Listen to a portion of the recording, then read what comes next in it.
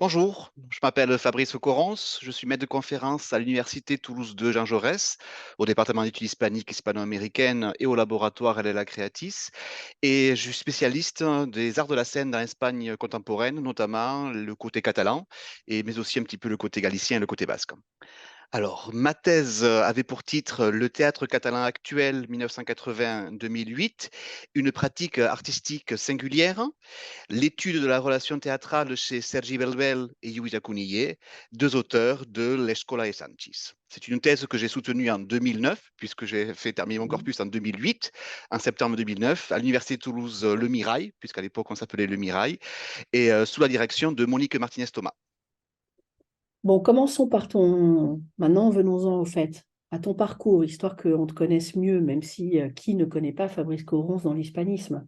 Mais bon, imaginons qu'il y ait des gens qui ne te connaissent pas et qu'on veut savoir ton parcours. Alors, qu'est-ce que tu as fait? Une licence comme tout le monde, une maîtrise, un DEA comme tout le monde, puis les concours avant la thèse, ou est-ce que tu as fait des choses plus originales?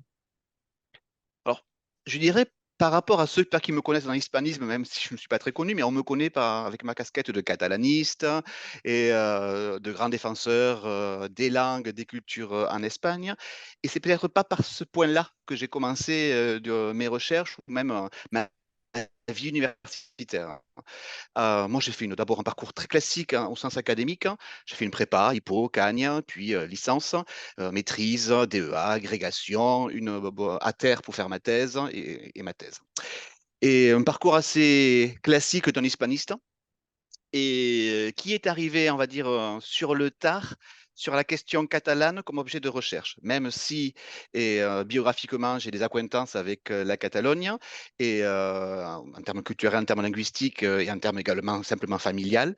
Et je suis arrivé vraiment sur le tard par rapport à la question de la Catalogne. Mais il y a une autre facette en fait qui est pour moi à l'origine même de ma recherche, hein, c'est la pratique du théâtre, hein.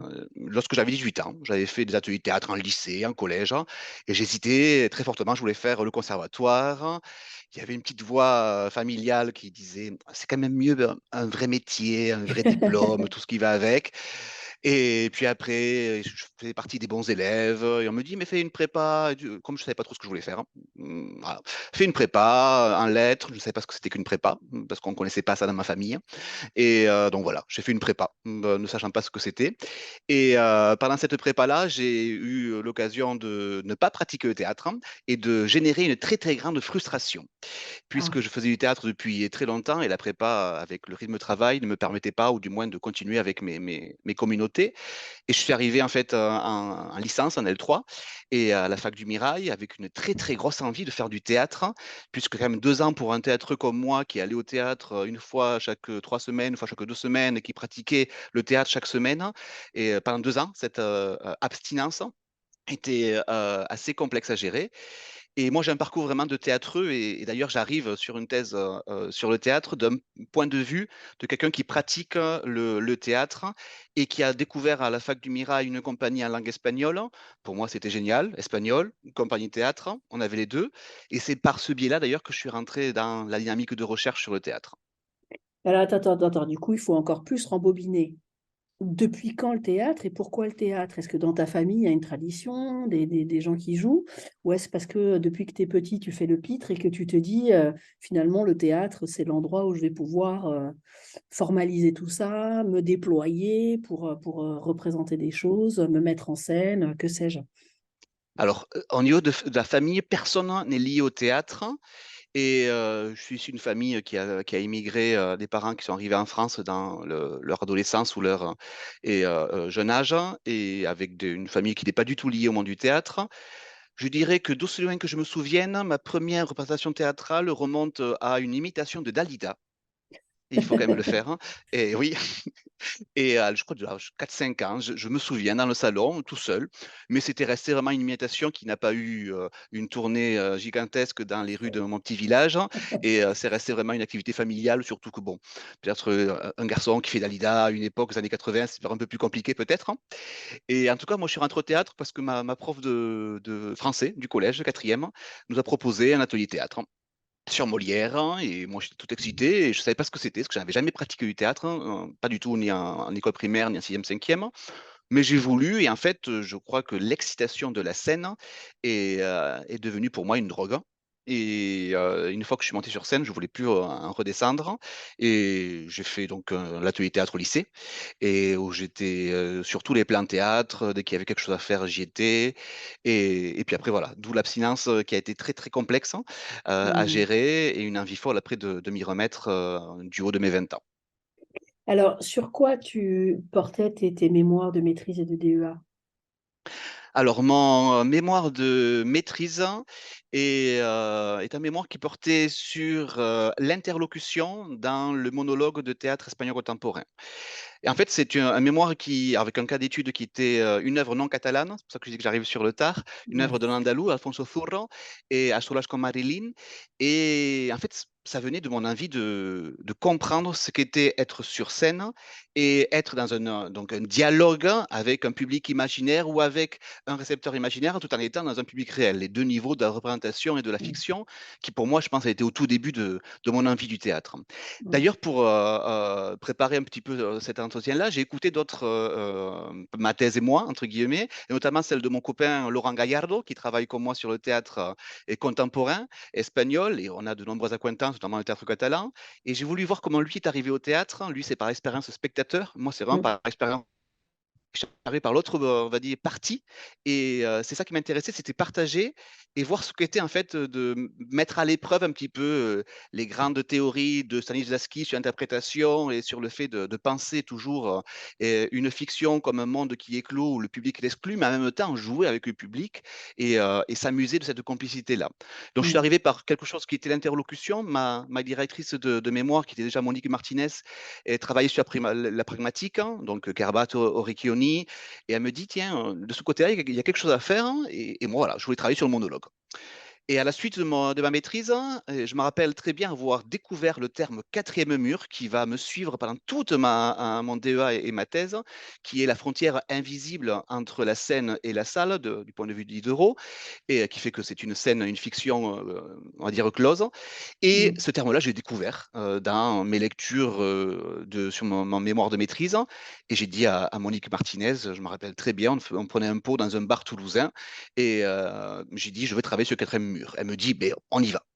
Et ça me fascinait cette théorie-là, et donc je travaillais sur le quatrième mur et la théorie, donc l'évolution historique également, donc d'un point de vue vraiment très étude théâtrale, et en cela, Ouais. j'étais ravi parce que ça joignait à la fois mes plaisirs et mes loisirs également. Mmh. Et j'ai travaillé sur Sanchis Sinisterra, et qui était un auteur, lié à la Catalogne, même s'il n'est pas un auteur en langue catalane, mais comme Laurent l'a très bien dit, dans sa thèse et moi, il a vraiment été très important dans la diffusion et la création d'une nouvelle génération de dramaturges, et en plus, il avait pour moi le double avantage d'être lié à la Catalogne, mais aussi d'être lié à la Catalogne d'un point de vue castillan, ce qui rejoignait également, moi, une partie de mes origines, sachant que je suis d'un père catalanophone et catalan, et d'une mère andalouse, mais dont toute la famille avait émigré en Catalogne, sauf ma mère. Donc voilà, ça rejoignait un petit peu, c'est une sorte de communauté astrale et de figure tutélaire qui était là sans le vouloir. Sanchis, le jour où je lui ai dit, il en a rigolé que, voilà, cette, coïncidence-là, il a fait que je fais cette 2A sur cette notion-là, et le quatrième mur qui a été au cœur vraiment de mon objet de recherche, ce qui à l'époque était, peu travaillé peut-être du côté des études théâtrales, et encore moins, travaillé du côté des études hispaniques, puisque, on va dire le côté singulier de ma recherche, c'est que je viens de la pratique théâtrale et que je viens de quelque chose qui est à la fois la théorie théâtrale et la pratique théâtrale, et en même temps l'étude des textes, et donc d'un point de vue très littéraire, là où on est habitué à lire des textes de théâtre avec des outils, bien sûr vers le spectaculaire, moi je travaillais sur encore plus le spectaculaire qui était la présence scénique, et qu'est-ce qu'on en Mmh. faisait sur scène. Et alors, bon, pour le souvenir que tu en as, hein, parce que là, je te parle de ton DEA, alors c'est pas non plus le Moyen Âge, mais quand même. Est-ce que tu avais l'impression que le passage par les corpus hispaniques, hispanophones ou catalanophones, ça te faisait repenser ou reparamétrer peut-être la notion de quatrième mur, ou est-ce que c'est jamais qu'une illustration, tu vois, une illustration de plus pour confirmer les acquis théoriques? Alors, pour moi, c'était plus une illustration à ce moment-là, Et puisqu'en fait, il y avait toute une série de théories sur la relation théâtrale, la relation scène-salle, comment elle avait pu évoluer. Et en fait, dans mon corpus sur l'extrême contemporain, je travaillais sur déjà Sanchez Sinistera, c'est années 70, mais toute fin années 70, 80, 90, 2000. Et sur un moment où en fait, il y avait des convergences européennes, voire occidentales sur les théories théâtrales, et donc moins, on va dire, d'une d'hispanité dans la manière de faire le théâtre. Bien sûr, je laisse de côté tout ce qui était du côté du Duende de Lorca et qui avait marqué une époque. Mais là, sur les nouveaux dramaturges, on était vraiment sur des logiques européennes et j'y retrouvais en fait des billes que j'avais pu également avoir du côté de Coltès, par exemple, et du Mm. côté d'autres dramaturges qui sont aussi importants, ou Pinter pour l'Angleterre, et qui étaient aussi des référents pour, par exemple, Sanchez Sinistera. Mm.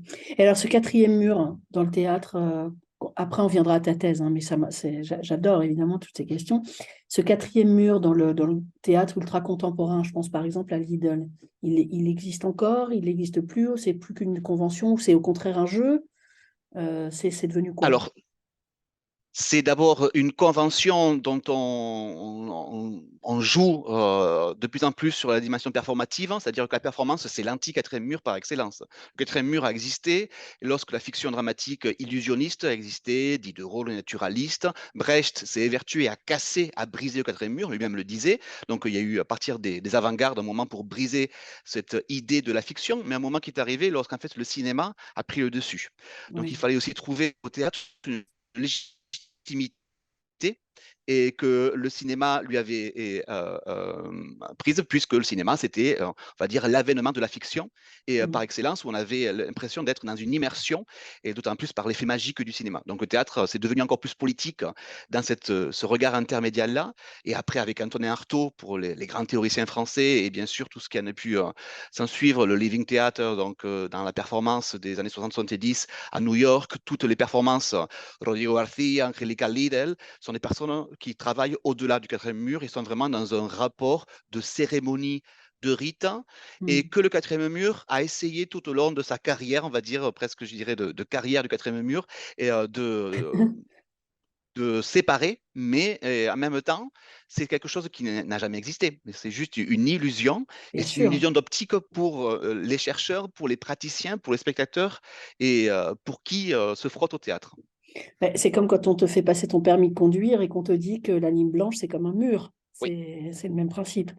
Mais alors, du coup, est-ce qu'il y aurait, toi qui connais bien le théâtre expérimental espagnol d'aujourd'hui, est-ce qu'il y aurait au contraire des auteurs qui reviendraient à l'installation de ce quatrième mur, même symbolique, même etc., alors ce ne serait pas du tout pour revenir aux origines du théâtre, mais de nouveau pour créer deux espaces différents, à penser comme deux espaces différents.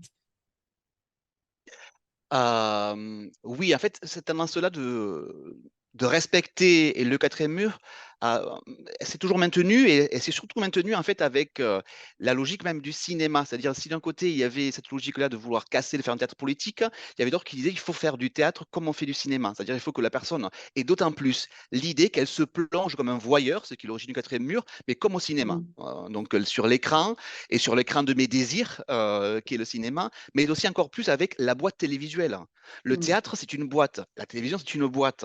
Donc, cette équivalence intermédiaire entre télévision et théâtre fait que certaines personnes travaillent également sur la logique de on va faire du théâtre comme si on regardait un téléfilm, par mm. exemple, ou comme si on regardait un soap-opéra. Et avec bien sûr l'ordinateur, et notamment l'ordinateur qui a permis de travailler sur des fictions, et des fictions qui étaient complètement closes, voire des éléments qui sortaient, et on va dire des algorithmes, ça crée cette illusion-là que la boîte scénique peut également travailler sur cet aspect-là.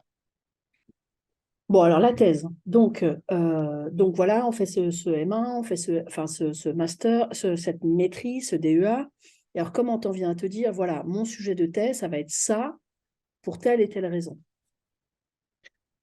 Alors, je me souviens de discussions avec Monique Martinez après ma soutenance de M2, enfin de DEA à l'époque, où j'avais théorisé déjà autour de Sanchez Sinistera, ses théories, parce que c'est un grand théoricien sur le quatrième mur, avec tout le danger qu'a très bien d'ailleurs signalé d'ailleurs Laurent sur le fait de s'éloigner d'un appareil critique fourni par l'auteur lui-même. Et je m'étais dit, j'avais travaillé sur ces auteurs, puisque si lui est travaillé, à cette époque-là, Monique Martinez venait sortir un livre, Sanchez Sinistera, donc c'était quand même un auteur déjà fortement travaillé en France depuis l'hispanisme français, mais également au-delà, et j'avais envie de travailler sur des jeunes dramaturges, parce que c'est toujours ce qui m'avait plu. Et je savais que Sanchez Nitel avait formé de nouveaux dramaturges en Catalogne, mais pas que. Et je me suis dit, moi-même, parlant le catalan, lisant le catalan sans aucun problème, à la différence, par exemple, d'autres hispanistes, allons nous frotter à des textes qui sont peut-être peu connus, s'ils ne sont pas auto-traduits ou traduits vers l'espagnol, pour voir ce que ça peut donner, sachant que c'est là que je commençais à voir qu'il y avait de nombreux textes qui n'étaient pas encore traduits en espagnol et qui l'ont mérité d'être connus et qui n'étaient pas forcément travaillés par des hispanistes qui s'occupaient du théâtre. Ma directrice de recherche m'a dit, mais oui, travaille sur des auteurs, notamment avec la question donc, de la langue catalane, puisque toi, tu as accès sans aucun problème. Et ma directrice, elle, arrive à comprendre le catalan, mais avait besoin parfois de traduction également, puisqu'elle n'était pas de formation catalaniste. Et c'est là que moi, je commençais à travailler des auteurs en travaillant sur le quatrième mur, chez des auteurs de Sanchez, qui étaient et, notamment catalanophones, mais sans avoir à ce moment-là la conscience que j'allais basculer vers le côté obscur de la force, mais un côté très important qui était de travailler sur la catalanité Ouais. de ces auteurs-là. Au tout début, moi, je travaille sur des auteurs. Je suis un vrai littéraire qui adore faire de la micro-analyse du côté du théâtre. Moi, je travaille sur du théâtre. Donc, du Mm. théâtre, micro-analyse, ça me va. Que ces auteurs en langue catalane, ok, parce que je lis le catalan et Mm. j'ai bien compris que c'était ma valeur ajoutée dans les chercheurs qui travaillaient sur le théâtre contemporain à l'époque. Et Laurent commençait à ce moment-là, je crois, sa thèse également, on était plus ou moins à la même période. Mais voilà, on était sur une logique où, pour moi, ça allait de soi sans avoir on va dire, une lecture Ouais. catalaniste ou catalanophile ou catalanisante que j'ai Mm. développée par la suite et qui est devenue, ben, comme tu le sais, comme peut-être certains savent également, un petit peu un de mes marqueurs identitaires. Oui, pour toi, c'était une donnée comme une autre de l'équation avec voilà, l'auteur, son contexte, etc. Bon, je Mm. comprends bien. Mais alors, du coup, pour quelqu'un de néophyte, tu dirais en quoi consiste cette catalanité? Or, zut, catalanité, et comment elle est traduite en langage théâtral? Alors ça, c'était la grande question. Et je me souviens de notre rendez-vous. En fait, je pense que les thèses, il y a différentes approches, mais moi, ça a été des moments de rencontre et de dialogue avec ma directrice qui m'ont fait peur parfois, parce que là, dans ce moment-là, qui a été, je crois, au bout d'un an, un an et demi, je faisais ma thèse sur la théorie théâtrale, toujours sur les auteurs, micro-analyse, en dehors de la catalanité. Et elle me dit, mais pourquoi tu ne travailles pas sur le théâtre catalan au niveau de ta thèse, hein, Oui, vu que tu travailles sur les auteurs catalans? Et je la regarde, je lui fais non. Et elle me dit pourquoi? Je lui dis c'est compliqué de définir la catalanité. Et c'est là en fait que ce qui était pour moi une pratique quotidienne, et lorsque je partais dans ma famille catalanophone ou castillanophone en Catalogne, puisque j'ai les deux, de par mon père et par ma mère, pour moi ça ne se posait pas comme question, mais lorsque j'ai dû commencer à mm, le problématiser, et surtout sur les textes qui ne parlaient pas ou qui ne revendiquaient pas une question identitaire, puisque les textes des catalans des années 80, 90 et début 2000 avaient mis de côté la dimension locale ou les questions en fait d'ancrer dans un contexte géographique catalan. C'était des pièces qui avaient une valeur universelle oui, et qui donc ne se prétendaient pas, même si cette valeur universelle est une catalanité, on la comprend après coup, mais lorsqu'on découvre les textes, on n'y voit aucune trace. C'est d'ailleurs ce qui a permis souvent la diffusion de ces textes-là en dehors des frontières, puisqu'ils étaient compréhensibles, ou du moins appréhensibles par des publics de différents pays. Et Monique Martinez me dit, mais travaille sur le catalan, et je lui dis non, mais un nombre de peur en fait, parce oui. que je sentais qu'il y avait derrière quelque chose qui était très complexe, hein. Je pense même en termes d'identité personnelle. Et c'est en cela que j'ai toujours dit que moi, ma thèse a été une sorte de psychanalyse sans le savoir, et tant mieux, et sur quel était mon rapport à la catalanité. Et j'en suis venu à être un fier défenseur et promoteur des études catalanes, mais j'en venais de loin, puisque pour moi, c'était d'avoir une normalité, et je pense que là aussi, finalement, c'est quelque chose qui est Oui, très très bien, de penser une identité comme une identité normale, sans se poser la question de et est-ce que c'est une identité en danger ou autre. Et ça développe d'autres discours que les pratiques que l'on peut entendre, victimisantes ou autres, qui sont aussi intéressantes parfois, mais qui sont liées à d'autres contextes. Mais en même temps, ça me faisait peur. Et là, je me suis dit, comment travailler la catalanité? Si c'est intéressant, oui, Et pour moi, je me suis dit, il faut d'abord définir ce qu'est que le théâtre catalan. Est-ce que c'est le théâtre en langue catalane, le théâtre Mm. de Catalogne? Que faut-on des auteurs qui sont immigrés parce que Barcelone est un foyer théâtral important, mais qui n'écrivent pas en catalan, qui écrivent peu en catalan? Que fait-on du mime, puisque la révolution théâtrale des années 70 est passée par le mime en Catalogne? Est-ce que c'est du théâtre en langue catalane quand même, parce que les acteurs sont de langue catalane? Une série en fait de questionnements sur l'identité, entre, on va dire, la triade identité, la langue, culture, et qui permet un petit peu de développer cet aspect-là. Et là, je commence à me dire, bon, je n'ai rien trouvé dans mes textes, hein, c'est parce que je savais très bien qu'il n'y avait rien. Pour autant, du côté de la complicité qui était mise en avant par les dramaturges en une sorte d'héritage de cette résistance pendant le franquisme, on peut la retrouver quelque part. Et c'est en fait dans le cadre d'une interview que j'ai fait à Sanchez Sinistera, je m'appelle très bien dans un bar du Conservatoire théâtral de Barcelone, et moi cette interview du coup à mon maître, hein, entre guillemets, je le voyais, j'ai fait sa grande interview, et il me dit, mais oui, donc c'est normal, les dramaturges catalans font ce type de théâtre depuis les années 90, c'est lié à la complicité qui s'est toujours tissée entre le public catalan et qui a voulu un petit peu pallier la communication directe qui était censurée par le franquisme et d'autres. Avec un air le plus normal, et je me suis dit, ah oui, peut-être qu'il y a quelque chose à prendre dans ce biais-là. Et c'est autour du coup de l'esthétique de la relation théâtrale, une esthétique donc Ouais. de la complicité, que je suis allé voir comment il y avait des manières de transgresser la manière classique de penser que très mûr, qui pouvaient être lues et comme un héritage d'une part d'une esthétique à complicité, mais aussi qui était, et ça c'est un autre point, un aspect qui a été un objet nouveau pendant ma thèse, que je n'avais pas du tout pensé au tout début, qui dit il va falloir que je définisse aussi sociologiquement, est-ce que le théâtre catalan est singulier par rapport au théâtre espagnol? C'est-à-dire, si je posais le cadre sociologique du théâtre catalan, je m'affrontais également à tous les débats idéologiques. Est-ce que ce qui est catalan n'est pas espagnol? Est-ce qu'il y a un fait différentiel? Il n'y en a pas. Et bien sûr, toutes les positionnements qu'on peut avoir également du point de vue académique, hein. C'est quelque chose qui est fort complexe. Et en même temps, ça m'a obligé moi-même à fourbir mes arguments pour Mm. démontrer sociologiquement, avant de travailler sur le caractère esthétique, que la communauté théâtrale catalane vivait en vase clos, et pour X raisons, parce qu'on n'avait pas besoin de Madrid et d'autres fonds pour pouvoir fonctionner, puisqu'en fait, c'est là que je me suis rendu compte de quelque chose qui est une évidence maintenant pour moi, que le théâtre est la pratique la plus locale parmi les pratiques artistiques. Mm. C'est-à-dire, pour avoir du théâtre, il va y avoir d'abord une langue commune, il faut avoir aussi des producteurs, des salles de théâtre, il faut avoir des programmateurs, il faut avoir des acteurs. Tout cela, souvent, fait que le théâtre est une pratique locale, même pas nationale, ni régionale, ni encore moins étatique, mais une pratique locale. Le théâtre français, le théâtre ou de Paris, ou de Lyon, ou de Toulouse.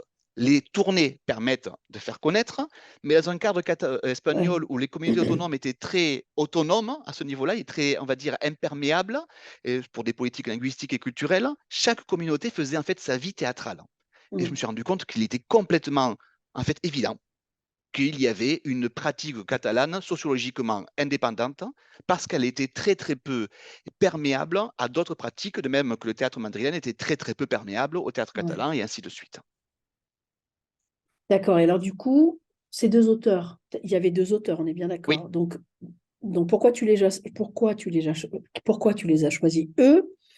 Et à travers leur œuvre, qu'est-ce que tu as l'impression d'avoir démontré en rapport avec cette histoire de la catalanité et une pratique et peut-être une théorisation théâtrale? Je ne sais pas si je suis claire, mais comment t'articuler les Euh, trois en gros? Oui, mais c'était un petit peu fait tout le moment du yoga. En fait, j'ai appris à faire du yoga intellectuel pendant ma thèse. Après, je suis allé au physique, mais d'abord, j'ai commencé par l'intellectuel.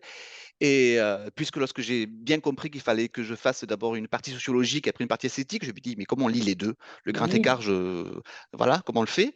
Et pour moi, c'était deux thèses, hein, et c'est jusqu'à, je crois, ma dernière année, c'était deux thèses, hein. Alors, les deux auteurs, pourquoi? Parce que c'était les deux auteurs phares de la génération formée par Sanchez Sinistera et qui étaient les plus connus, les plus reconnus également par la critique. Donc, Sergi Belbel avait déjà en plus gagné un Molière de la meilleure pièce étrangère avec Après la pluie, qui entre-temps avait été monté dans de nombreux théâtres, notamment le théâtre Montparnasse à Paris, et bon, un auteur connu et qui Mm. était un épigone de la figure de la génération Sanchez Sinistera. Luisa Cunillé, beaucoup plus discrète, et a été une auteure aussi qui était très importante, qui moi qui m'a fasciné dès le début. Et comme c'était des auteurs reconnus par la critique comme étant deux figures de la génération, je me suis dit, travaillons sur l'école de Santis à partir de ces deux figures-là, en prenant du coup le parti de montrer par l'exemple de ces deux figures-là comment ceci en fait est assez symptomatique d'une pratique théâtrale en Catalogne, ou du moins une pratique majeure en Catalogne.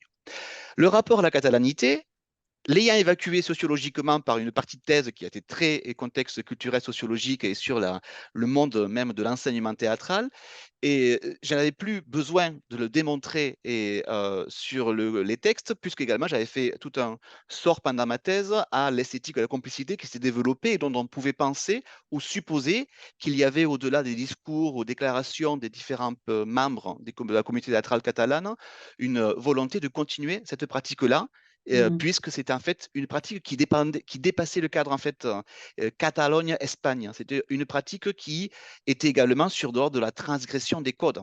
Ce qui plaisait beaucoup, c'était la transgression des codes et aller voir ce qui se passait ailleurs, que ce soit Catalogne-Espagne ou dans un autre domaine, c'était ça qui était intéressant. Le rapport avec la dimension théâtrale, là aussi, alors j'ai toujours du mal à percevoir, parce que je suis vraiment spécialiste de théâtre, s'il y en est de même pour le roman ou pour la poésie, ce sont quand même deux mondes différents, les études théâtrales et les études hispaniques qui travaillent sur le théâtre. C'est-à-dire, on se regarde mutuellement. Nous, on aimerait bien rentrer un peu plus parfois parce qu'on a quand même des billes. Eux, ils nous regardent, ils nous disent, mais non, vous venez pas à notre formation, pour des raisons également disciplinaires qu'on peut comprendre également. Mais quand je travaille sur l'extrême contemporain, voilà, je regardais la théorie théâtrale et en fait, ça a été par une rencontre et je ne le remercierai jamais, je crois, autant que mon laboratoire, qui à l'époque s'appelait Espagna 31, intègre un plus gros laboratoire qui s'appelle ELA, qui est mon laboratoire actuel, qui est intégré par des personnes venant du département d'être moderne, littérature comparée et études théâtrales. Et c'est là que j'ai découvert en fait ce qu'on appelle communément à Toulouse, enfin ce qu'on appelait, puisqu'ils sont plus à Toulouse maintenant, les trois mousquetaires, et Mm. de l'école des dispositifs, qui était Arnaud Rickner, et qui actuellement est à Sorbonne Nouvelle, et Stéphane Lochkin, qui est de mémoire à Marseille maintenant, et Philippe Hortel, qui est à Bordeaux, et qui étaient trois spécialistes de la notion de scène dans la littérature et les arts visuels, et qui travaillaient sur la notion de scène, d'écran, donc des notions qui quand même étaient des notions très, très théâtrales, bien sûr, travaillant au début sur le roman, la scène dans le roman, et comment ceci permettait Mm. d'avoir une lecture visuelle qui cassait, on va dire, la logique du récit et du tissu. Et c'est à partir d'eux que j'ai commencé à m'intéresser à l'intermédialité, ce dont j'ai parlé auparavant qui était naturel. À ce moment-là, ce n'était pas du tout logique, surtout ne pas parler au théâtre, qu'on fait de manière comparée au cinéma, à la télévision ou à Internet ou à que sais-je encore. Le Mm. théâtre, c'est l'art et d'une certaine légitimité en soi qui n'a pas besoin de se fonder sur d'autres pratiques qui sont bien moins artistiques ou du moins bien moins classées et dans la hiérarchie des arts. Et Mm. c'est là que j'ai commencé à travailler sur l'intermédialité à travers Mm. des recherches qui étaient sur littérature et télévision, littérature et photographie, depuis le roman. Mais je me suis dit, est-ce qu'on ne peut pas voir, depuis la théorie théâtrale, des liens vers l'intermédialité qui permet de nourrir le rapport. Et ma thèse portant sur le quatrième mur, Ouais. c'était tout trouver, puisque j'avais quelque chose qui était visuel. J'avais un modèle visuel qui permettait d'être comparable à d'autres modèles. Pour Mm. autant, il était compliqué parce que c'est des modèles visuels qui, dans les textes, ont du mal à être vus. Puisque le texte n'est pas un spectacle, ce n'est pas donc une mise en scène avec tel dispositif scénographique, mais en même temps, c'est en germe, ou ça a du moins dans son cœur la puissance du spectacle pensé par l'auteur à travers Igascali, à travers la série Ouais. d'éléments. Et moi, j'essayais de travailler sur ces aspects-là, mais j'étais toujours entre une dimension qui était légitime parce que j'analyse des textes dramatiques et à la fois questionnée par des études théâtrales d'intermédialité, puisque c'était deux domaines qui ne dialoguaient pas entre eux à ce moment-là, et Mm. encore moins d'un point de vue d'un hispaniste. Ouais, bien sûr. Et alors, puisque tu parlais du quatrième mur, enfin, c'est une de tes réflexions, c'est plus exactement le quatrième mur t'a permis de, si ce n'est justifié, du moins d'articuler ta question autour de l'identité catalane, telle qu'elle s'exprime, telle qu'elle se théâtralise, etc. Qu'en est-il de l'autre côté du mur, c'est-à-dire du côté de la réception? Est-ce que tu as aussi tu as l'impression d'avoir une réception catalane de ces textes-là par rapport à une réception tiers? Alors, ceci est un propos que que j'ai eu moi-même et que je me suis empêché d'avoir pendant ma thèse, parce que je travaillais déjà sur la question en fait des auteurs, de comment ils représentaient, et sur des pièces qui ne parlaient pas du tout directement, explicitement de la question catalane. Donc j'avais la question intermédiaire qui m'occupait assez, puisque j'ai quand même dû démontrer, du moins ça a été mon pari, que le théâtre Sadi Belbel était comme le théâtre du tube catholique de la télévision, et c'était déjà assez échevelé, plus que je ne le suis actuellement, et c'est quelque chose qui relevait, il fallait le faire, on pouvait ne pas le faire, vraiment. Et il y avait que moi qui pouvais le faire entre les deux, de toute façon, hein, donc il fallait bien que ce soit moi. Et voilà. Et que le théâtre de Villa Conillet ressemblait au dispositif photographique. Donc c'est déjà assez compliqué, et je Bien m'étais sûr. dit, ces questions-là de la catalanité, je les laisse au niveau de la réception pour plus tard. Et c'est après qu'en lisant de nombreux articles, et aussi des articles qui ont commencé à apparaître à ce moment-là sur cette période-là, années 80, 90, 2000, hein, et qu'il y a eu une réflexion sur qu'est-ce qu'était cette catalanité invisible, cette Mm. catalanité latente qui apparaissait dans les textes et qui était vue en tant que telle. C'est-à-dire si les spectacles fonctionnaient autant en Catalogne, c'est parce qu'ils parlaient en fait à une Catalogne qui était en pleine mutation. Alors, bien sûr, les Jeux Olympiques de Barcelone ont complètement transformé la ville de Barcelone, et on ne s'y retrouvait plus. On est devenu d'une petite capitale de région, entre guillemets, avec tout son passé, son passif également, et le passif interlope du parallèle et autres, à une ville qui était une ville cosmopolite, avec Ah presque un oui. trop-plein de tourisme à partir des années 2010, mais qui devenait une ville comme n'importe quelle ville touristique, où les marqueurs identitaires étaient un petit peu gommés, ou du moins se fondaient dans d'autres aspects sur la dimension. Oui, très bien. Mais alors attends, moi je voudrais, tu vois, de manière très pragmatique, j'ai envie de dire. Euh, Comment tu sais, par exemple, que tu serais projeté sur une autre planète? Tu vois, je te fais le scénario impossible. Est-ce que tu te dis, bon, bah là, j'en en ai pas été prévenu, mais je sais que c'est une salle pleine de Catalans qui voit et qui réagit à la pièce, ou c'est une salle de Français ou d'une autre région d'Espagne, que sais-je. Est-ce qu'il y a vraiment une réception catalane, du public catalan pendant le texte spectacle à ces textes, ou non, finalement, c'est pas là que ça se situe? Non, moi qui naviguais depuis la fin de ma thèse sur de nombreuses salles de théâtre en Espagne, je n'ai pas vu de différence dans la manière de percevoir, à part plutôt des différences sociales lorsqu'on est habitué à aller au théâtre, mais ça c'est différences qu'on peut voir un peu partout, et à Paris également, et sur un public jeune, populaire, ce sont des différences sur la réception, mais pas sur une catalanité, sur la manière de réagir à ce qui est proposé. Après, ce qui est évident, c'est que c'est aussi lié à la normalité, c'est-à-dire il est normal d'aller au théâtre, Hmm. et cette normalité va un petit peu effacer, et peut-être une réception qui serait à la catalane, et Hmm. du théâtre est à mieux sur cet aspect-là. Bien sûr. Bien sûr, j'en mets un moment dans l'histoire récente de Catalogne autour du fameux référendum où chaque action théâtrale et n'importe quelle action publique était ponctuée de cris pour l'indépendance, pour la libération des prisonniers politiques, mais ça, c'est un Oui, contexte c'est très particulier. bien sûr, bien sûr. Alors, bon, si tu devais résumer en deux, trois phrases, qu'est-ce que tu as l'impression d'avoir démontré dans ta thèse, du coup? Alors, en deux, trois phrases, hein. Et j'ai voulu démontrer comment le théâtre catalan était singulier d'un point de vue non seulement sociologique, mais aussi esthétique, à travers une esthétique de la complicité qui se Hmm. voyait dans la manière de travailler le quatrième mur, donc la relation théâtrale. Et j'ai pris l'exemple de deux auteurs phares du théâtre catalan qui sont Belbel et Conillet, et qui étaient deux Hmm. auteurs formés par une personne importante qui était Santi Sinistera. Bon, alors, toi, tu t'as soutenu en 2009. Tu t'arrêtes en Oui. 2008 pour ton corpus. Bon, le théâtre se dit pas, bon, il est plus là pour nous mettre dans sa thèse, on s'arrête. Il s'est passé des choses après. Alors, raconte-nous un peu le théâtre catalan, il en est où aujourd'hui?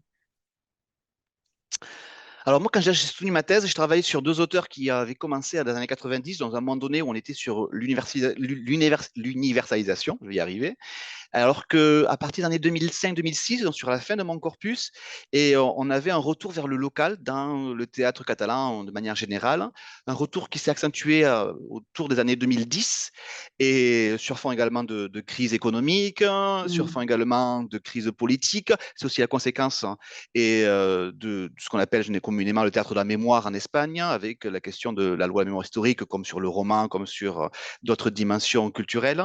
Et il y a eu ce retour en soi pour essayer un petit peu de repenser l'identité. Dans le cadre catalan, souvent également pour repenser l'identité, qui est passée par deux phases après Franco, qui était la phase d'abord de et la course pour rattraper, on va dire, le retard dans les années 80-90, donc cette Mm. volonté d'être universel pour être comme Berlin, comme Londres, comme New York, et puis Mm. avec des gratte-ciels se multiplier parce qu'il fallait être aussi contemporain que d'autres grandes villes.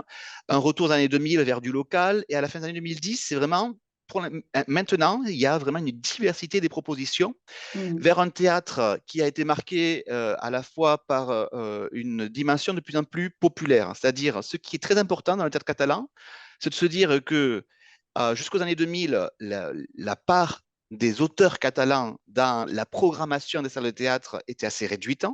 À partir de 20%, 30% peut-être, je dis ça vraiment de manière approximative, alors que maintenant, la programmation des auteurs catalans, en termes de spectacle, pas en termes peut-être de représentation, parce qu'il y a des grosses compagnies qui jouent pendant des mois et des mois à guichet Mm. fermé, mais en termes de spectacle proposé, on est bien autour de 50% de programmation qui est fait par des auteurs catalans ou directement des créateurs catalans.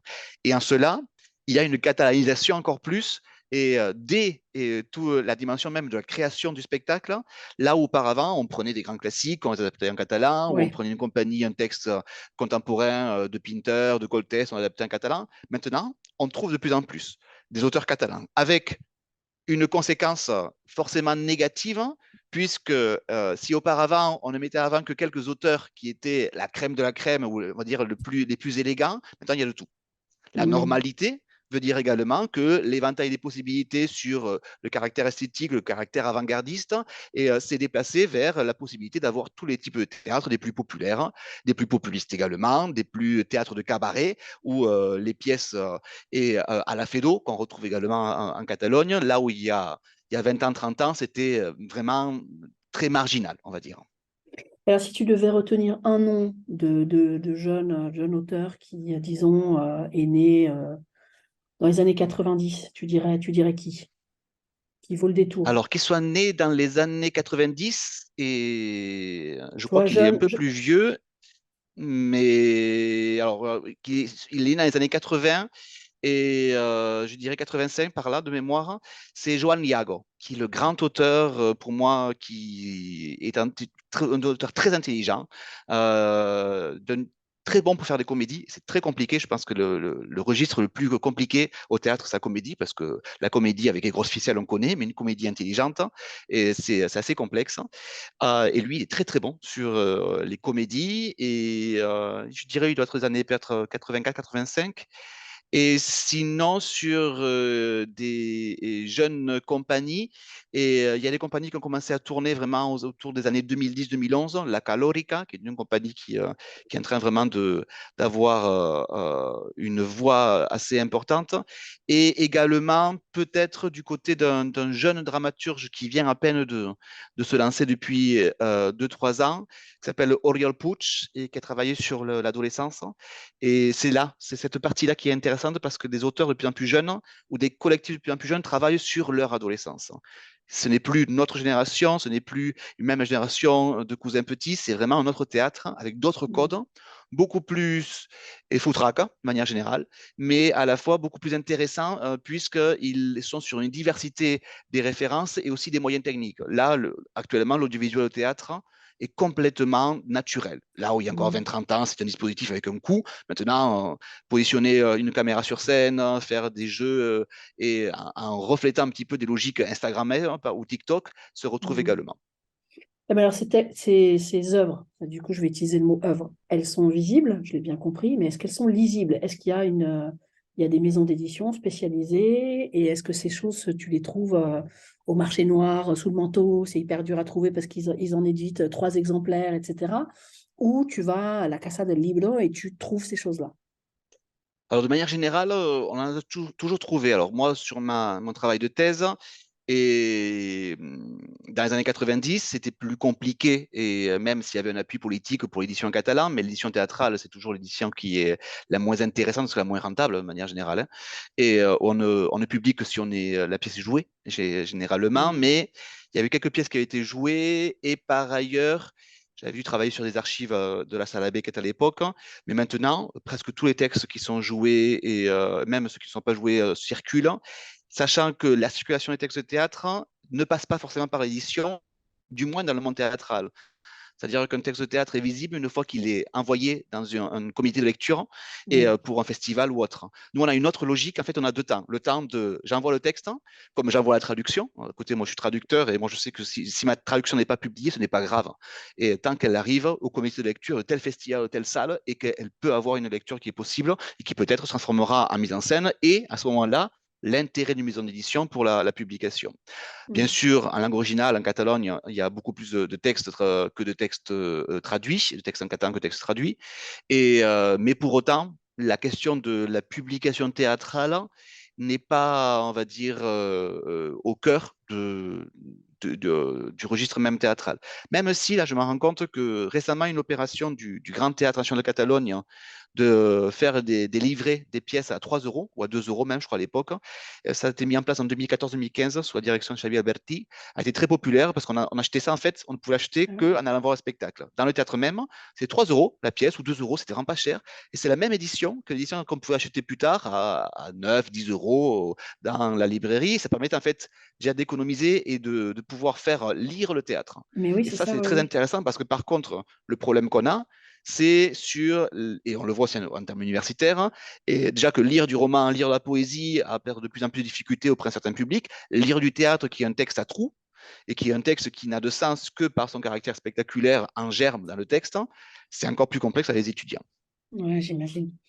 Alors, à part ta directrice de thèse, donc on a bien compris que à la fois elle t'avait aidé et elle t'a poussé hors de tes zones de confort et elle t'a jeté dans le vide parfois. Est-ce qu'il y a eu d'autres gens qui ont joué un rôle important dans ce processus? Alors, il y a eu une personne qui était spécialiste de théâtre espagnol contemporain, qui est une jeune maître de conférence, qui a fait sa thèse avec Monique Martinez, qui s'appelle Agnès Surbezi. Et je l'avais aidé à relire ses coquilles de sa thèse, lorsqu'elle terminait sa thèse, juste purement sur les coquilles à cette époque-là. Et donc, à l'inverse, elle m'a aidé beaucoup, elle m'a suivi, elle m'a accompagné. On était déjà très copains à l'époque, hein, et elle m'a accompagné aussi sur le chemin de croix qui est parfois la thèse. Également en termes, je dirais, intellectuels et à la fois amical, parce que ça se joue, du moins dans mon cas, ça se jouait sur les deux plans, et les compagnons doctorants, à la fois donc une collègue qui actuellement est à Nancy, Elisa Franceschini, la maître de conférence à Nancy, qui faisait sa thèse en même temps que moi, sur le théâtre également, Gaël Lourdin, que tu connais très très bien, et qui a fait également, et qui a parlé de sa thèse. On a fait nos thèses en même temps, donc on s'est entraidés, même si c'était sur deux domaines qui n'avaient rien à voir, Amérique latine, Espagne, poésie, théâtre, mais on s'entraidait mutuellement pour avoir ce regard d'une personne Mm. qui à la fois est dans le processus de construction d'un discours, mais qui n'est pas du tout spécialiste de ta partie pour savoir si c'est vraiment clair pour une personne qui serait complètement en dehors. Après, bien sûr, et la famille, mon compagnon m'ont aussi aidé, ne serait-ce que parfois à me faire redescendre sur terre lorsque mes élucubrations sur les tubes cathodiques et autres prenaient un peu trop de place lors des repas de famille. Ouais, ouais. C'est vrai que c'est pas plus mal de retourner de temps en temps auprès de sa famille pour remettre ses chakras en place. Alors, bon, j'imagine que comme tout le monde, tu as partagé la dure galère des difficultés. Et alors, en dehors de toi, il fallait que tu arrives à raccrocher tous tes bidons, à justifier ce que tu voulais, à emboîter, etc. Parce qu'on n'a pas toujours forcément une thèse avec des justifications à faire à chaque coin de rue, quoi. Bon. Mais est-ce qu'il y a d'autres difficultés dont tu voudrais parler? Et le cas échéant, comment tu as fait pour les dépasser? Alors, des difficultés qui seraient liées à la nature même de ton sujet ou tout court, je veux dire que tout doctorant peut rencontrer. Par exemple, il y en a qui ont un mal de chien à écrire, qui s'arrachent une phrase par semaine, ou alors au contraire, il y en a qui écrivent trop, puis après, il faut couper. Enfin, voilà, quels ont été tes problèmes? Je pense que par rapport à mon sujet en soi, je n'ai pas eu de difficulté puisqu'en fait, j'ai découvert au fur et à mesure. J'ai eu l'illusion de toujours découvrir de nouveaux aspects qui me nourrissaient. Et après, voilà, la difficulté a été de tout raccrocher, de faire que ça tienne.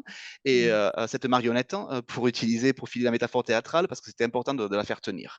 Comme tous, je pense que j'ai eu le stress et la crise de la page blanche et au tout début.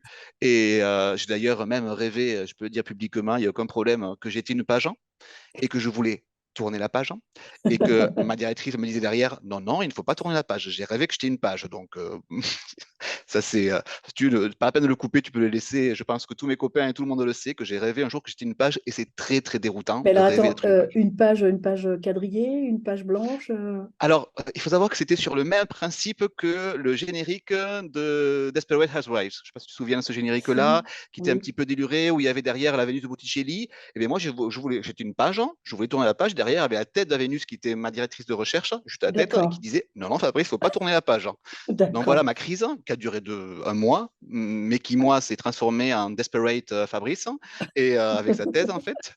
C'était comme ça. Mais une fois que la crise est passée et que j'ai dû commencer là, les 10 premières pages, j'étais sûrement lancé. Après, la problématique, je parle d'une problématique matérielle et en termes de temps, d'abord, du moins quand moi je me suis réveillé pour écrire la thèse, en fait, j'aurais dû me réveiller un an avant pour vraiment commencer à rédiger tout.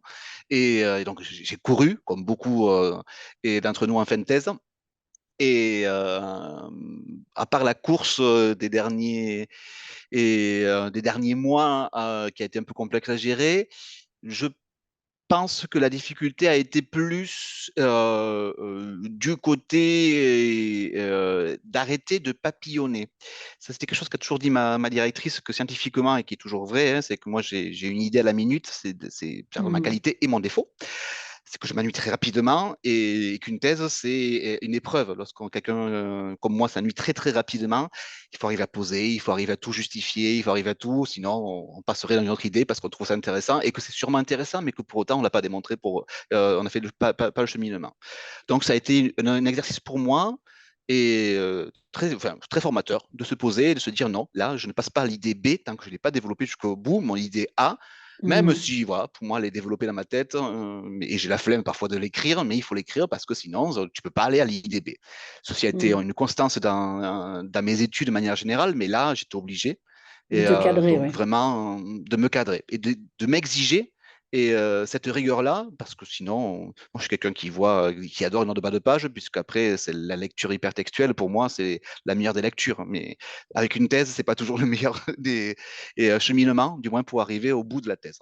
Donc, ma directrice m'a beaucoup cadré également en ça, et en cela, j'en suis reconnaissante. Elle me dit, non, là, il faut que tu termines. Tu as 6 mois, tu termines. Sinon, tu termineras jamais. Elle avait raison. Alors là, tu as parlé des difficultés. Et est-ce que tu as fait des bêtises? Tu vois, une grosse bêtise où tu t'es dit, mais comment j'ai été bête, mais non, mais ça, je le referai jamais. Alors, grosse bêtise, je dirais pas parce que vraiment, ça a été lié à des relectures en fait de mon sujet chaque fois. Donc j'ai corrigé par mes imperfections qui étaient nombreuses au fur et à mesure de ma recherche. Après des bêtises, malgré X lectures de voix une coquille 3 semaines après avoir rendu la thèse, voilà, d'en pleurer. Et là où personne ne comprenait pourquoi je pleurais pour une coquille sur une page. Et après, je me suis rendu compte qu'il y en avait quelques autres, mais voilà, ma première coquille a été dramatique. J'étais à la plage. Ne pas jamais prendre sa thèse récemment imprimée à la plage, ne pas la prendre, parce que voilà, je croyais que je déchirais ma thèse et de pleurer de rage pour la coquille que je voyais en page 10, j'ai oublié un S. Voilà. J'avais dû la Oui, relire 40 fois, mais ça, c'est classique. ouais, bon. Alors, au terme de toutes ces difficultés, de ces doutes, de ces cauchemars et de la plage, le sable et les coquilles, arrive la soutenance. Alors, est-ce que tu peux nous dire qui étaient les professeurs qui composaient ton jury? Oui, alors hormis Monique Martinez, qui était donc ma directrice de thèse, il y avait Dominique Breton, qui était professeur à Bordeaux-Montaigne, Carole Heger, qui était maître de conférence HDR à ce moment-là à Aix-Marseille, avant de partir un peu plus tard à Strasbourg, Henri Gayen, qui était professeur d'études théâtrales à l'Université Pompeu Fabra de Barcelone, et Isabelle Rec, qui était déjà professeure d'université à Strasbourg, donc des spécialistes de théâtre. Oui, oui, là, tous les noms que tu dis, je me disais évidemment, évidemment, évidemment. Bon, et quel souvenir est-ce que tu gardes de la soutenance? De la journée en général? Parce qu'il y a peut-être des choses à dire avant et des choses à dire après.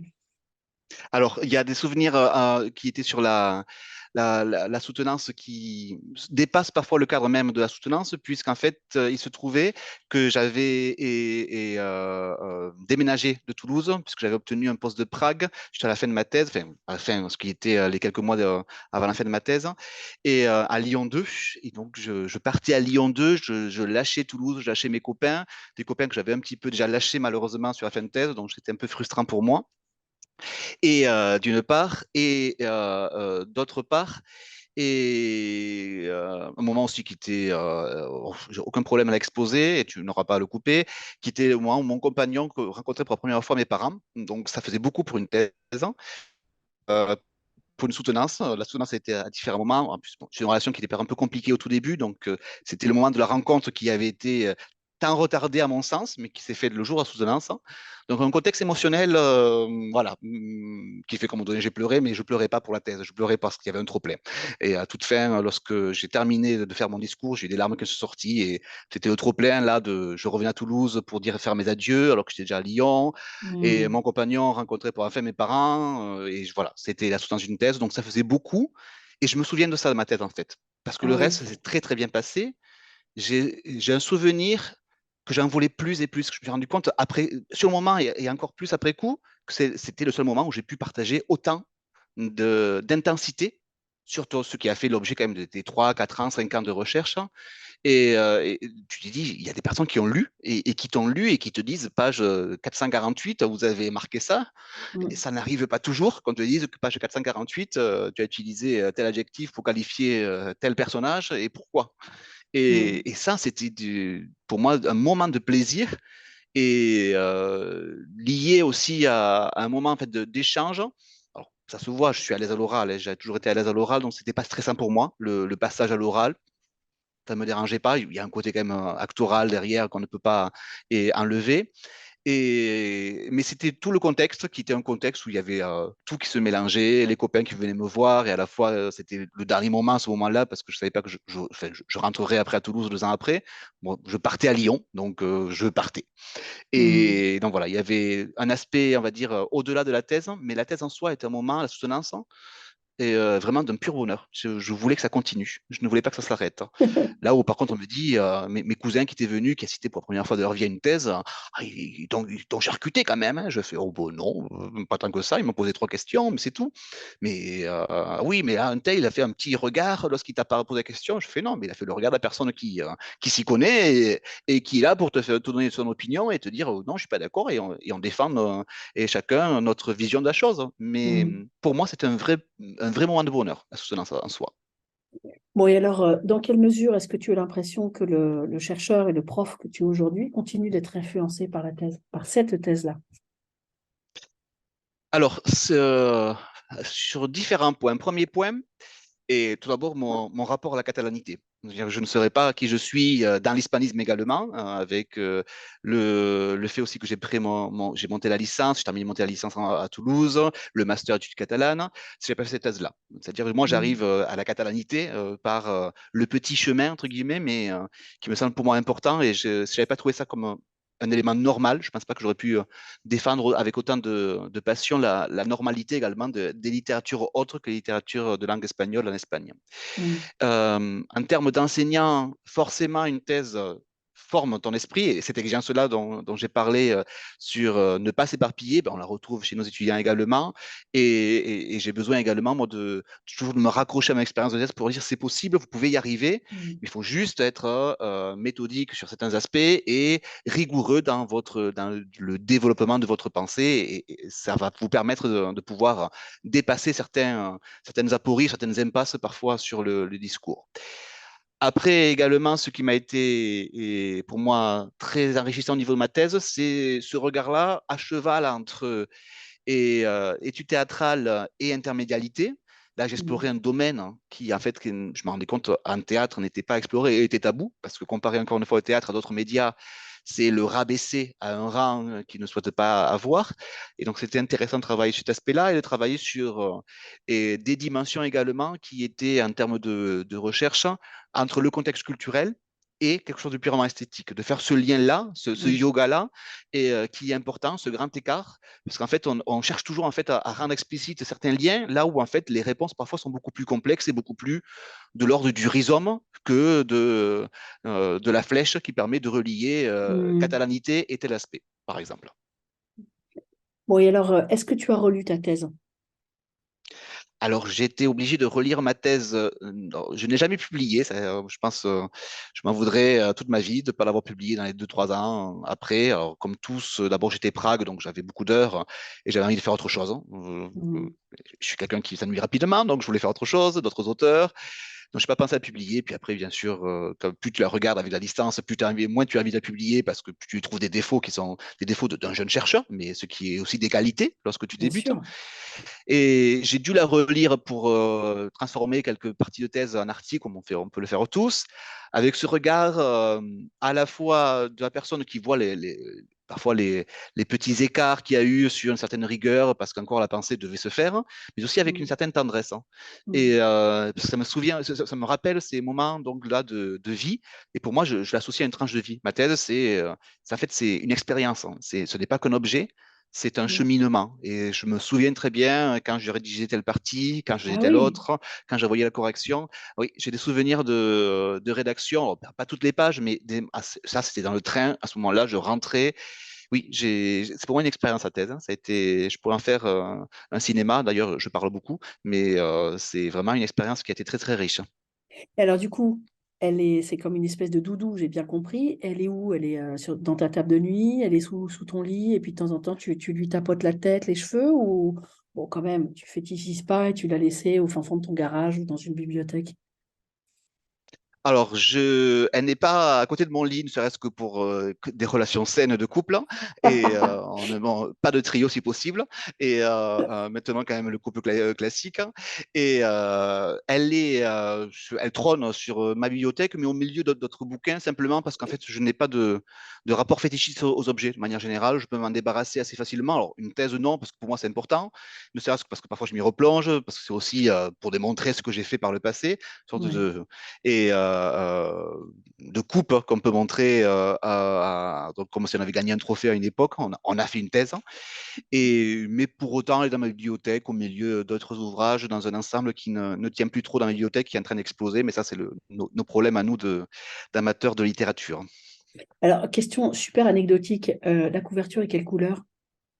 La couverture, alors je suis un peu daltonien, donc si tu ta question sera compliqué d'y répondre. Pour moi, elle est entre gris-bleu, mais Peut-être. je ne garantis pas la couleur. Ah bah c'est encore Je plus ne peux pas intéressant. garantir, je suis désolé. Voilà, voilà, c'est quelque chose qui dépasse ma. Normalement, sur le papier, elle était enfin, gris-bleu, mais je sais que sur les couleurs, je suis pas très très bon. Donc, on va Ok, éviter. bon, c'est sa petite vie autonome à elle. Quels Voilà. sont les conseils que tu donnerais ou que tu donnes à de jeunes doctorants en dehors de ne pas faire de cauchemars et ne pas emporter sa plage sur la thèse, sa thèse sur la plage? Oui, parce que la plage sur la thèse, ce serait bien également, mais c'est Robinson Crusoe qui part du Oui. coup récupérer sa thèse dans l'île perdue. Moi, le premier conseil, c'est vraiment être passionné, parce que la passion est importante, parce que c'est un chemin qui est long. C'est un Mm, marathon, une thèse, hein, on le dit tous. Je pense que c'est une métaphore qu'on utilise, et tous, c'est pas du tout un sprint, donc il va falloir être passionné, et du début à la fin. Et également, le conseil que je donnerais, c'est se tourner et autant que possible vers son directeur, vers aussi ses collègues doctorants, parce que c'est là également qu'on apprend. La thèse, pour moi, est un moment d'échange. Bon, je mm, suis aussi peut-être d'esprit théâtral. Moi, je raisonne en termes communautaires, hein. Je pense qu'il y a une sorte d'inconscient théâtral dans ma manière de faire. Moi, je suis toujours en troupe, hein. Je peux pas ne pas jouer dans ma vie personnelle, ma vie professionnelle, hein. Je raisonne en termes de troupe. On part sur scène et on est tous solidaires, hein. Donc, ce mm, travail-là, pour moi, il est important également. Et c'est vrai que je fais partie de ces doctorants qui étaient toujours fourrés dans les bureaux du doctorant parce que j'avais besoin également de mettre à mm, l'épreuve mon discours par rapport à d'autres aspects, mais aussi d'être dans l'entraide. Mais ça fait partie je pense, d'un besoin qui est chez tout doctorant de se confronter à la solitude d'une part, mais aussi de savoir que cette solitude-là peut être compensée par des amitiés qui se nouent autour d'une thèse, parfois autour de sujets très différents, mais autour on va dire, de caractéristiques qui ne sont pas compréhensibles en dehors. Et encore Hmm. une fois, mon compagnon est autour de moi m'expliquait, mais pourquoi tu passes tant de temps devant ton ordinateur pour écrire quoi? Jusqu'au jour d'abord où la thèse a pu être imprimée, là, il y a eu une visibilité de la chose, même au-delà, c'est lorsqu'on n'est pas du tout de famille liée au monde de la culture, une thèse, c'est une thèse pour soigner qui d'abord? Parce qu'on va être docteur. Et si on n'est pas docteur pour soigner quelque chose, bon, ben, j'avais un financement, donc la question ne se posait pas, mais la légitimité de la thèse est peut-être un petit peu compliquée à expliquer en dehors des cercles de doctorants. Et ça sert aussi à ça de un petit peu s'épancher sur ses joies et ses problématiques ou ses pleurs doctoraux pendant sa thèse avec cette communauté-là qui te comprend de manière très, très, on va dire, fine. On parle le même langage, oui, bien sûr. Alors, est-ce que tu peux nous lire la première phrase de ta thèse, l'introduction? Si tu as besoin de la deuxième et de la troisième, il n'y a pas de problème. Et puis, nous en faire un commentaire rétrospectif. D'accord. Alors, je vais lire tout d'abord, et avant de lire la première phrase, ce que j'avais mis en titre, donc, enfin, en illustration de chaque titre de partie dans l'introduction, qui étaient chaque fois des extraits de pièces de théâtre, parce que pour moi, je me nourris de pièces de théâtre. Et je commencerai donc par cette citation d'une traduction que j'avais pu faire d'une pièce de Sanchez Sinistera, d'une scène qui s'appelait Monologique, et, qui était de l'œuvre Pervertimento, qui disait la chose suivante. La première et la plus importante des choses à faire, c'est de trouver une bonne excuse pour dire le monologue, justement là où il y aurait quelqu'un qui pourrait l'écouter. Car s'il n'y avait personne pour l'écouter, quel sens y aurait-il à prendre la peine de dire un monologue? Alors, bien sûr, c'était un lien avec mon mémoire et mon premier mémoire de maîtrise qui était autour du monologue, mais aussi enfin, sur ce qui était une thèse, qui était un long et un très très long monologue. Et puis ma thèse commençait et de la manière suivante. En 1978, la nouvelle constitution de l'Espagne démocratique crée le système des communautés autonomes. C'est la reconnaissance de la pluralité linguistique et culturelle de l'Espagne et plus précisément des nationalismes historiques qui fondent l'identité de la Catalogne, du Pays basque et de la Galice. Cette nouvelle division territoriale et administrative qu'implique la logique des communautés autonomes génère en matière de culture une autonomie exclusive de ces régions par rapport au gouvernement central, et ce, dès la fin des années 70. Voilà donc mon premier paragraphe et qui n'annonçait pas encore la couleur du théâtre, Mhm. au-delà bien sûr de la citation de Sanchez Sinistera, mais qui me permettait un peu de replacer sociologiquement de quoi il retournait et pour après expliquer donc la particularité du théâtre d'autonomie et du théâtre catalan dans cette logique autonomique. Alors, pour finir, est-ce que tu veux bien prendre un extrait que tu aimes particulièrement d'une des pièces de ton corpus et nous lire la version en catalan et nous en faire une traduction? Oui, alors c'est un extrait de la pièce la Cita de Yuja Kunille, en catalan et puis après en français. Donc, didascalie, la desconeguda s'allunya de l'interfon. Pausa. Desconeguda. Vol dir que passarà? Home. Si no ve res estrany per la càmera, no ho crec. Pausa. Desconeguda. No he pensat en la càmera, que ens pugues veure per la càmera. Home. De tota manera, està una mica lluny per veure res. Pausa. Per què no li ha volgut dir el seu nom? Viu sola? Desconeguda. No. Home. Viu amb el seu marit? Pausa. Se sent com si algú baixés més unes escales. L'home es posa a xiular, llavors els passos s'aturen. Pausa. L'home deixa de xiular. Pausa. La desconeguda s'acosta a l'home i l'abraça. Pausa. Se sent com si algú tornés a pujar l'escala i s'allunyés unes passes. Pausa. L'home fa un petó a la desconeguda, que a continuació deixa d'abraçar-lo. Et pour la traduction française, Allons-y. Diascali qui ouvre. L'inconnu s'éloigne du téléphone. Pause. Inconnu. Cela signifie qu'il va descendre? Homme. S'il ne voit rien d'étrange à travers la caméra, je ne crois pas. Pause. Inconnu. Je n'ai pas pensé à la caméra, au fait qu'il puisse nous voir grâce à la caméra. Homme. De toute façon, elle se trouve un peu trop loin pour qu'il puisse voir quelque chose. Pause. Pourquoi n'avez-vous pas voulu lui dire votre nom? Vous vivez seul? Inconnu. Non. Homme. Vous vivez avec votre époux? Pause. On entend un bruit, comme si quelqu'un descendait quelques marches d'un escalier. L'homme arrête de siffler. Pause. L'inconnu s'approche de l'homme et l'embrasse. Pause. On entend un bruit, comme si quelqu'un remontait les escaliers et s'éloignait de quelques pas. Pause. L'homme donne un baiser à l'inconnu qui arrête d'embrasser tout de suite après. Voilà.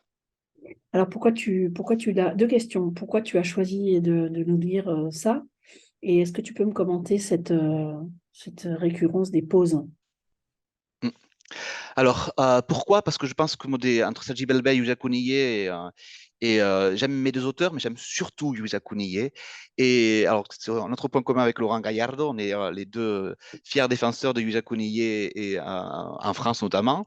Et c'est lié aux pauses. Yuja Kuniye, c'est le théâtre du silence. Et c'est un Ok. théâtre qui reprend un silence qui est toujours rempli et qui renvoie à la fois sur les non-dits, sur l'implicite, mais également sur la volonté en fait de décentrer le regard vers quelque chose qui a lieu et à l'intérieur des personnages et donc hors du visible. Et c'est en cela, par rapport à ma thèse sur le quatrième mur, où on voyait en fait comment le quatrième mur montrait, puisqu'on voyait des choses, mais ce qu'on voyait était en fait rempli de trous. Et ces trous-là, Mhm. c'est les pauses que l'on voit. Et en fait, je démontrais symboliquement comment, à travers le dialogue, on était en train de creuser l'espace de 1000 trous et d'en faire en fait un espace ruche qui permettait en fait d'aller voir, comme dans une logique d'un limier, dans une logique indiciaire, ce qui a lieu et par-delà. C'est en cela que ça ressemblait un petit peu au modèle photographique. Eh ben, merci beaucoup, Fabrice, pour cet Avec entretien plaisir. passionnant, théâtral et théâtralisé, et globalement d'avoir accepté de participer au projet Ma thèse et moi. Merci beaucoup, merci beaucoup. Merci. Merci à toi.